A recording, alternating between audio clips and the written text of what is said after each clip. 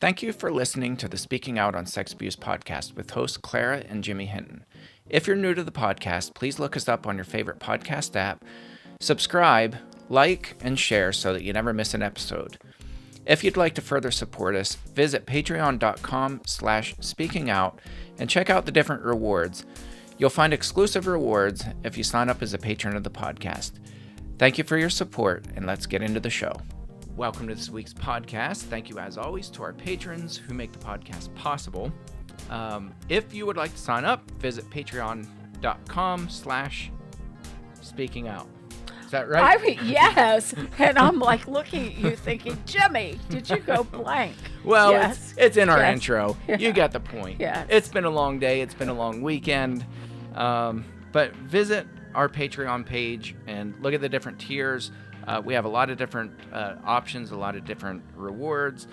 And probably our favorite is the training. We just finished a live Zoom that we did for our patrons. We did a training on why it's kind of a bad idea to allow registered Right. sex offenders in the church. And we kind of unpacked that That throughout training the training. was amazing, by the way. So thank you. We had a large group listening in on that. We're very thankful for our patrons. Yeah, a really healthy group. It Very was good group this morning. Yes. And then of course we provide the replays. Once we get the replay, which actually I got an email just a little bit ago that it's processed and ready to go. We repost that, and that's up there permanently for our patrons to go back and watch as many times as possible. Speaking of trainings, this episode is about trainings, and we did a lot of research and have looked in different areas, and it is really challenging to find good, readily available trainings for sexual abuse as it relates to the church. It is. Years ago, 12, 15 years ago, when we were first introduced to the world of abuse, there was actually zero information out, period.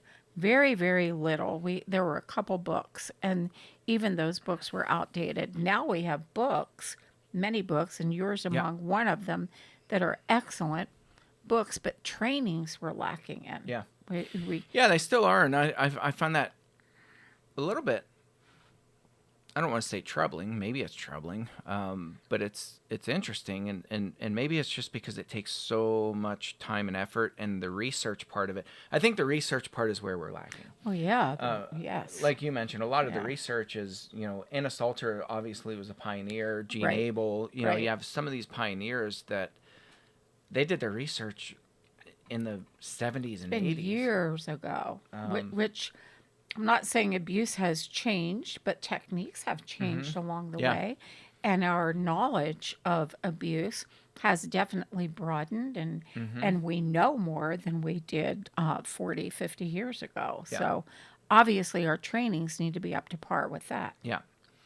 So we're going to talk about two trainings just because that's what I'm familiar with. Mom is familiar with one of the two. Right. But I don't want to talk about trainings that we just haven't sat at the feet of and haven't really observed. So there are different trainings out there. There's not a whole plethora of trainings.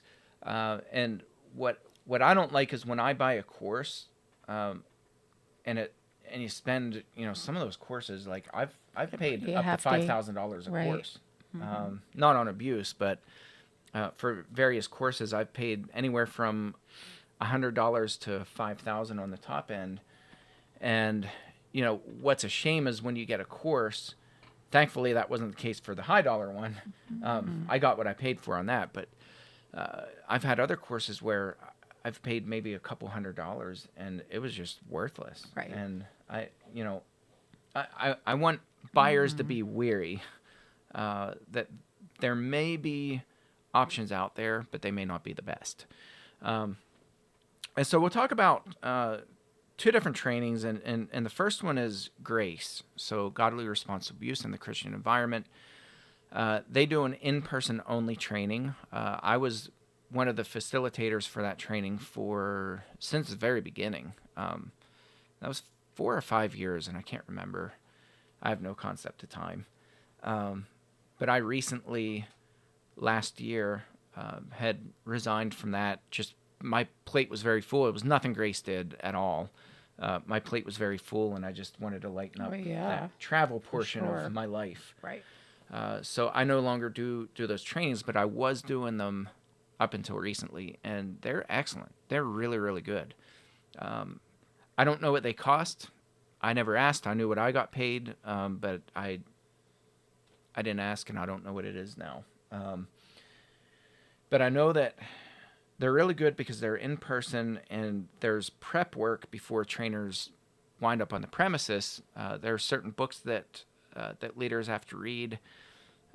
There's a liaison that works directly with the trainer. Now, Jimmy, we're talking about training just for churches. Is Yeah. that right? Okay. Yeah, correct. Okay, just to And to my knowledge, clarify, that's their clarify only that. target audience too. Yeah, that's what I thought. Yeah, I don't think they do any trainings outside of churches. Okay. So that's another, I think, limitation Right. if you want to expand that training, and probably part of that's just because that's their niche, and they Right. they Oh, keep yeah. that super tight. But, Oh, the training itself, it's a process, and it's anywhere from 3 to 6 months, sometimes longer. But a lot of that depends on the church and how much work they can or are willing to put in.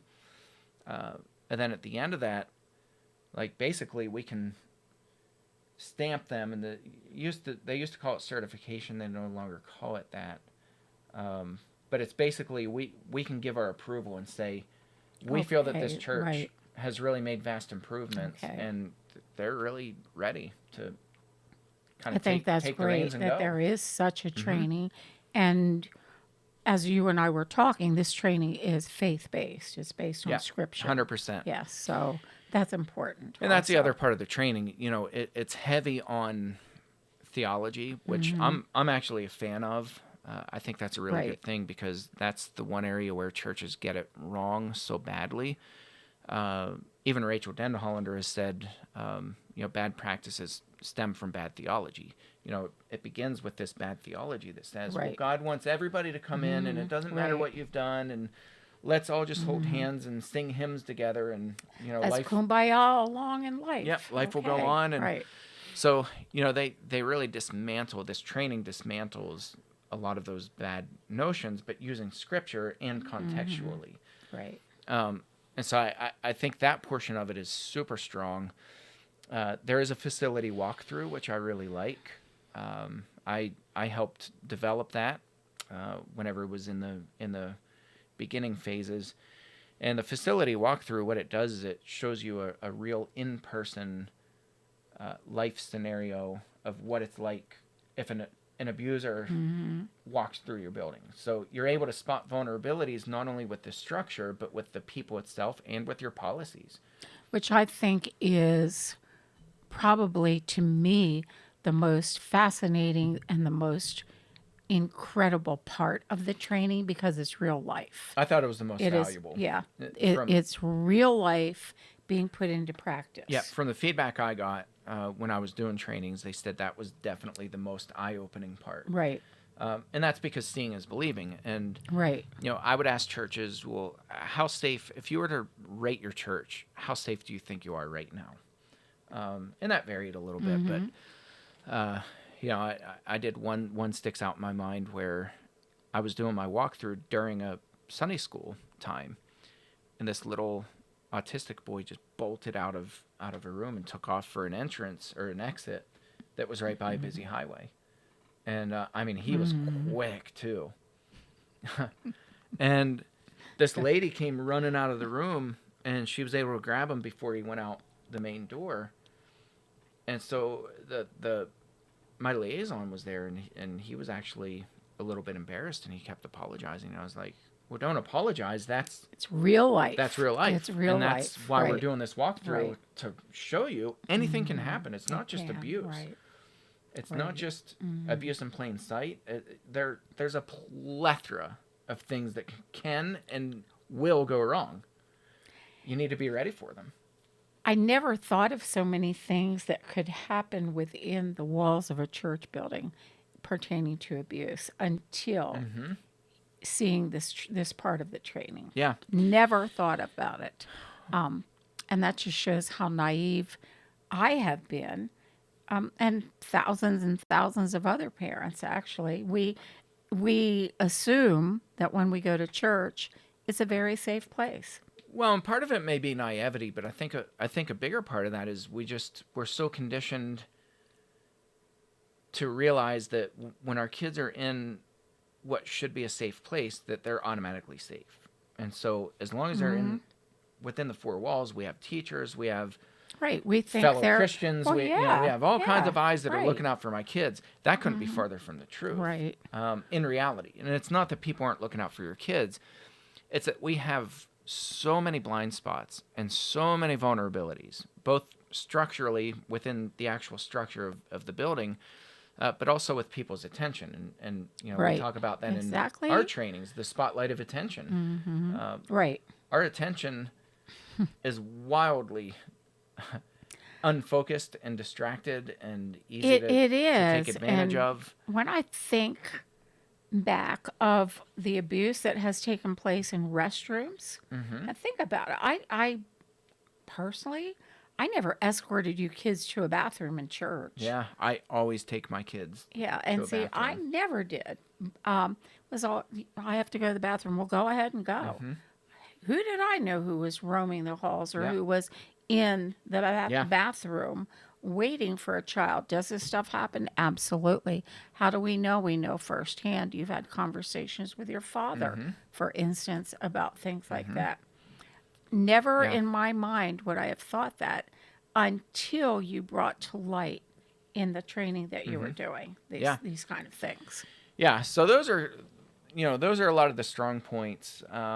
I love the facility walkthrough. I think it's just a huge eye opener. I think everybody Amen. at some point, Yes.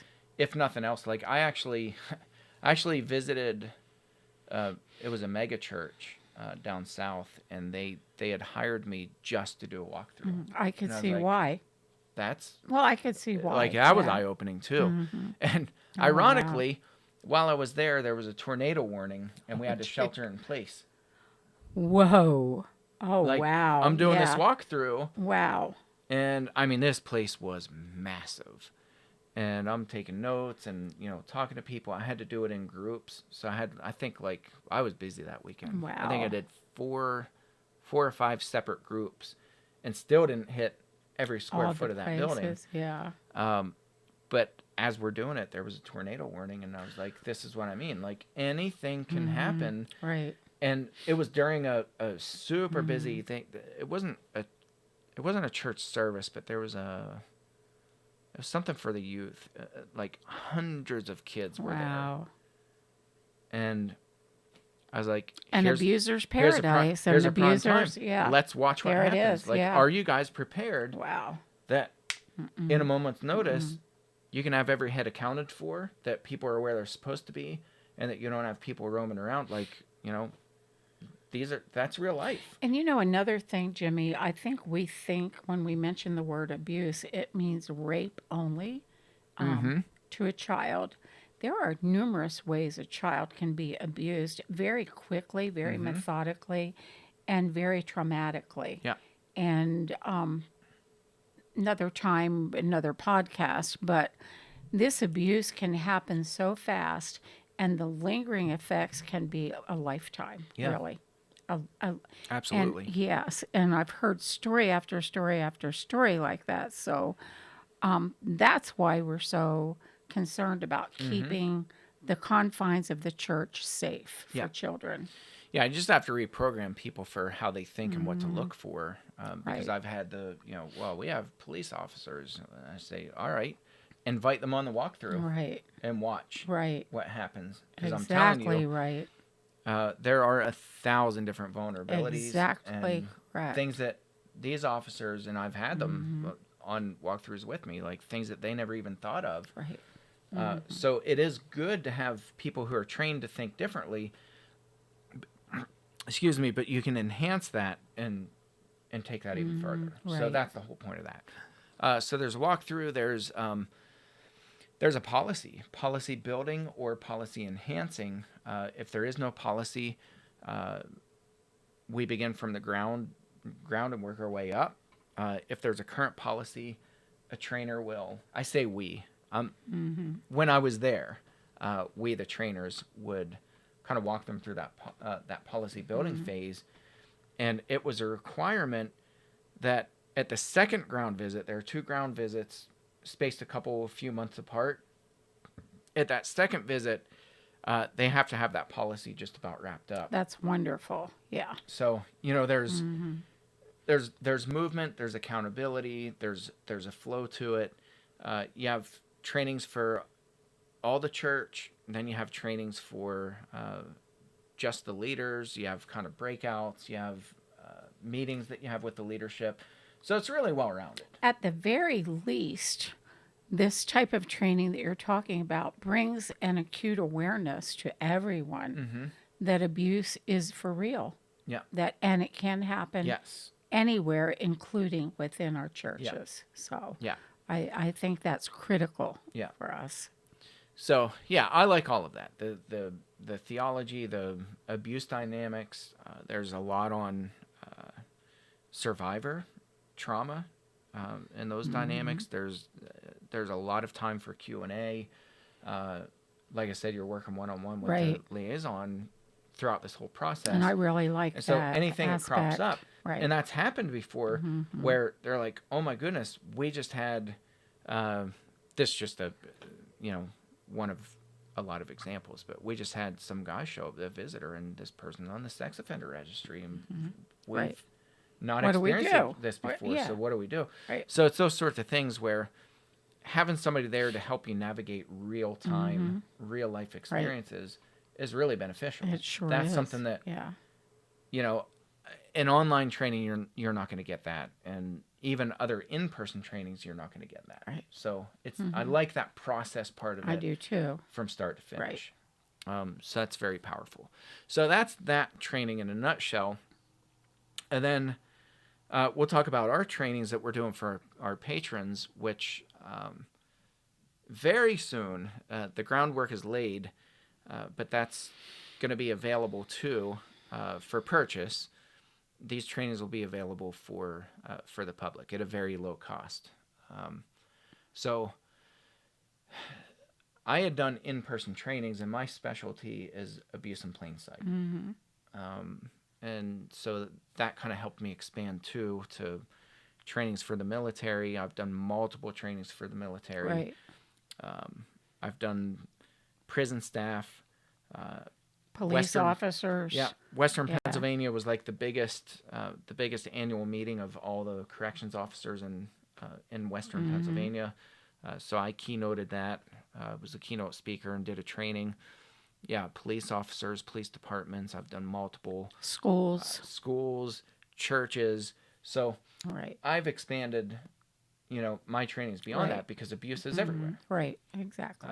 And I didn't want to limit that to just churches, who happen to be the most resistant to get trained anyway. Yeah. Generally speaking.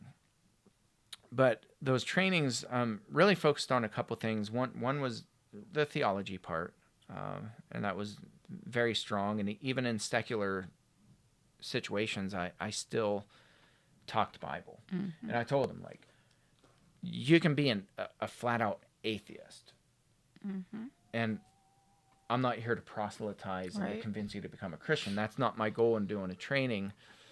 I'm just laying down principles that you will find in secular circles too. Right. So it's not like Christians lay claim to, to this kind of thinking on how to handle abuse and that sort of thing. Like I just took a very humble approach and said, by profession, I'm a preacher. Yeah.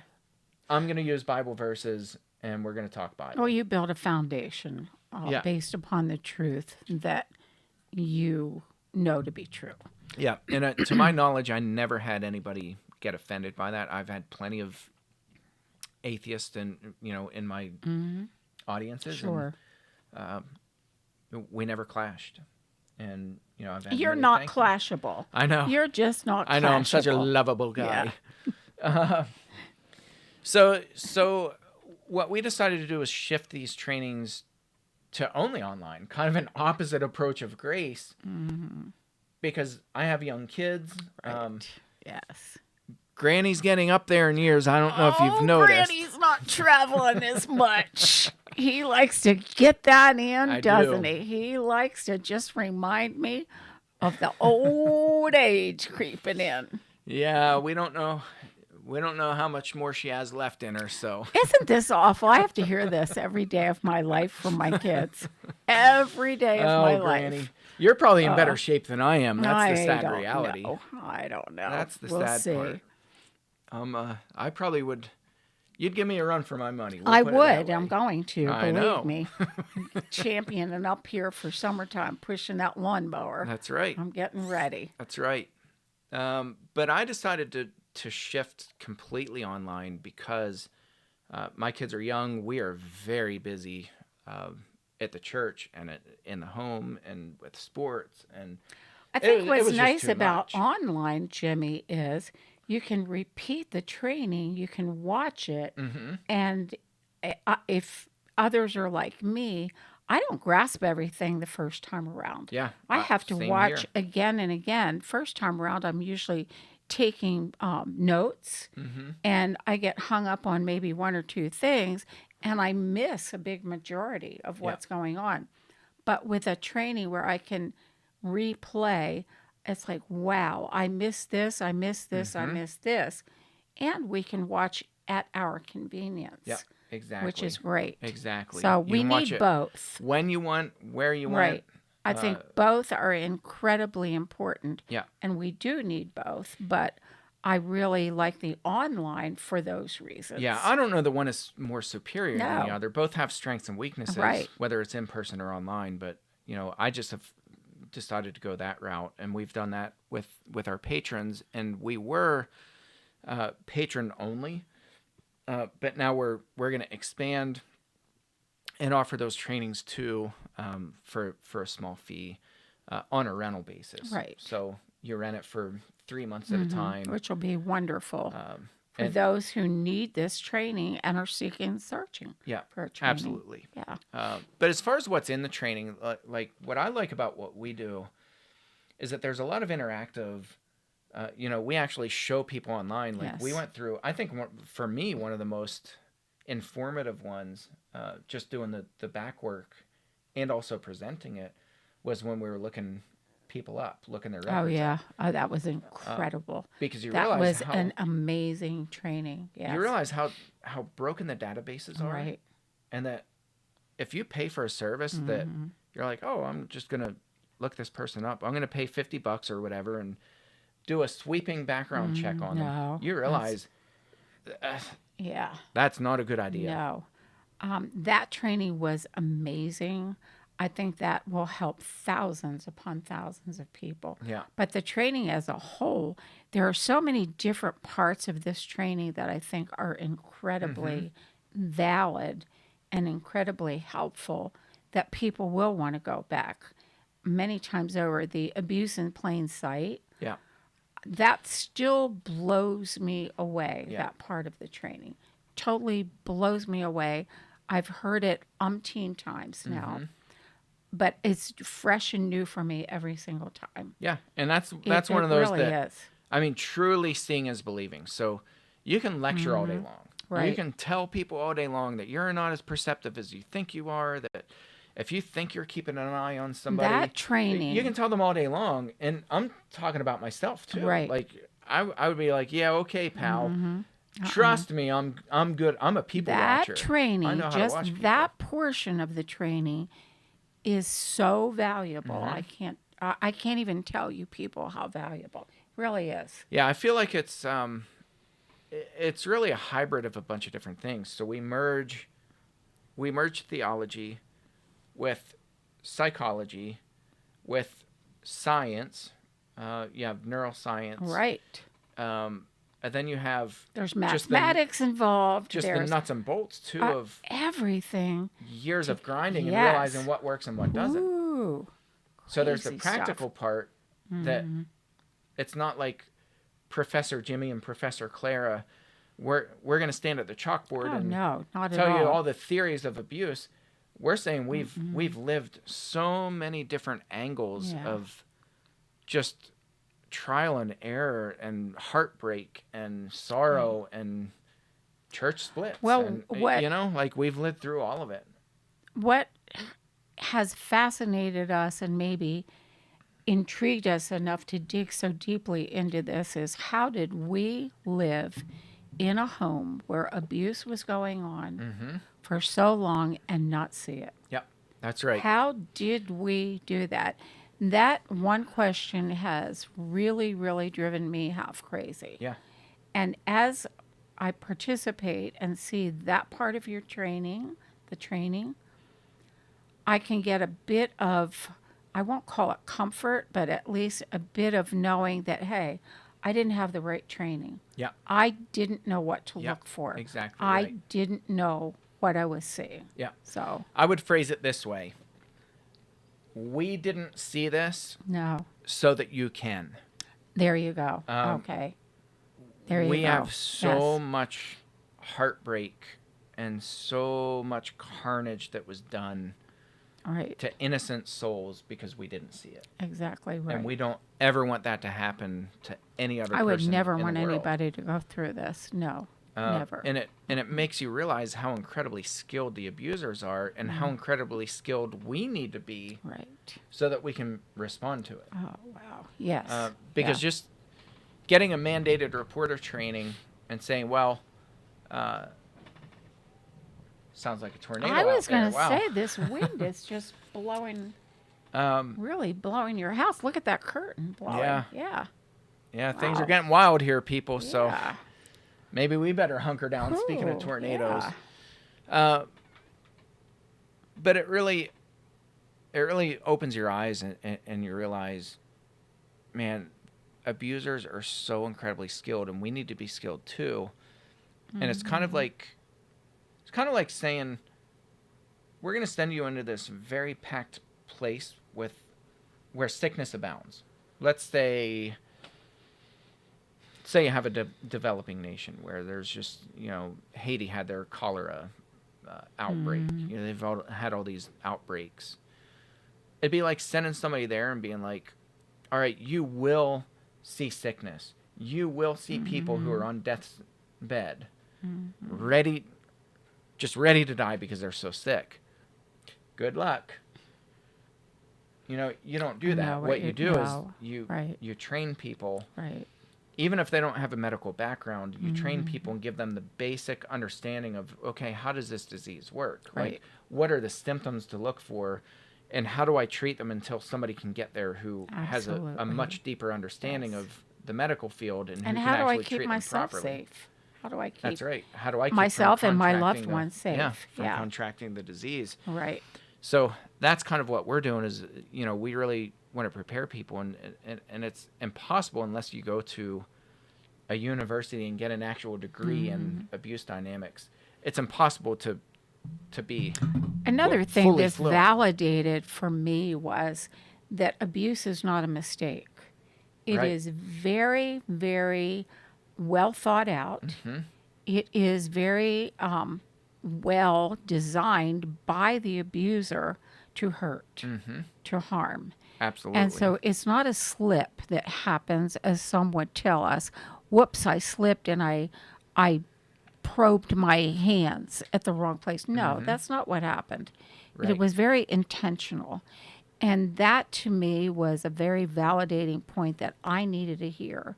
Because where I stand in my life is I have no sympathy for the abuser, none whatsoever. Because I know how intentional every thought, every action is on Absolutely. their part. And I think that will help others, that part of the training, to kind of straighten things out in your mind about how, the church says forgive and forget, and you have to forgive. Welcome if you everybody. Want to Yep. heal. We'll Yeah. just let everybody in and cross our fingers and hope for the best. Right. That's something that to harm a child intentionally, I don't take kindly to that at all. And this training helped me to understand how that's done. Yeah, for sure. Yeah. So I will post links in the description, and I think the titles kind of speak for themselves. Right. I'll also post to Grace's training. I'll put That's a link great. to their Yes. website. Wonderful. People can inquire about that because, like I said, Wonderful. I'm not really Yes. promoting one thing over the other. I'm really not. We're just giving information for you in case you're seeking out a training. Yeah, we want to let you know what's available Right. and different options for things that we know. Like I said, there are other trainings out there, and I just I've not purchased the courses. I just don't know, so I can't really speak to them. But the point is, no matter what path you take, get further training somewhere, Amen. somehow. Right. We've got to be better equipped because right now, as adults, we are failing our kids badly. And we need all hands on deck. We need people to make this world a safer place. And that won't happen without us putting the work in. Exactly right. To learn about Exactly abuse right. and to take Yes. steps to prevent it. Yes. So, all right. Thank you for tuning into this episode, and we'll catch you next round. Thanks again for listening to today's episode. A special thank you to our patrons who make this podcast possible. Please help us get the word out by searching for the Speaking Out on Sex Abuse podcast in your favorite podcast app. Be sure to hit subscribe and rate the show. Please consider supporting the podcast by becoming a patron and check out the rewards our patrons receive.